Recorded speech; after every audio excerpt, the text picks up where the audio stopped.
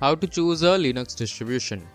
There are a large number of Linux distributions because of its open source nature.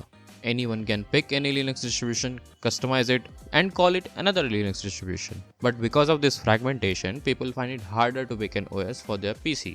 If you are familiar with how Windows looks, then you should most definitely use Linux Mint. It is based on Ubuntu, which is quite stable and also has a lot of support articles and guides, and a thriving community in case you encounter any error or need any help. On Linux Mint, you won't have to ever use the terminal as it offers a lot of graphical apps which make the workflow easier. If you just want to install a stable operating system, which you won't update for more than 2 years, then I'd recommend you Debian. It is extremely stable and many Linux distributions base themselves off this OS. That is why it is considered as a grandfather of most Linux operating systems. Fedora is recommended for the users who prefer a stock non-customized OS and are looking for learning DevOps tools or learning system administration in general.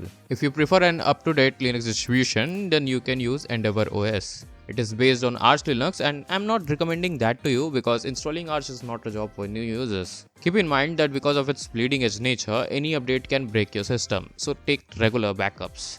Pop! OS is recommended for users who own an NVIDIA GPU. Pop! OS provides a separate ISO for NVIDIA GPU users, and this reduces a lot of hassle for installing and managing drivers for the NVIDIA GPU. For a detailed guide on every Linux distribution mentioned here, visit our site linuxfordevices.com.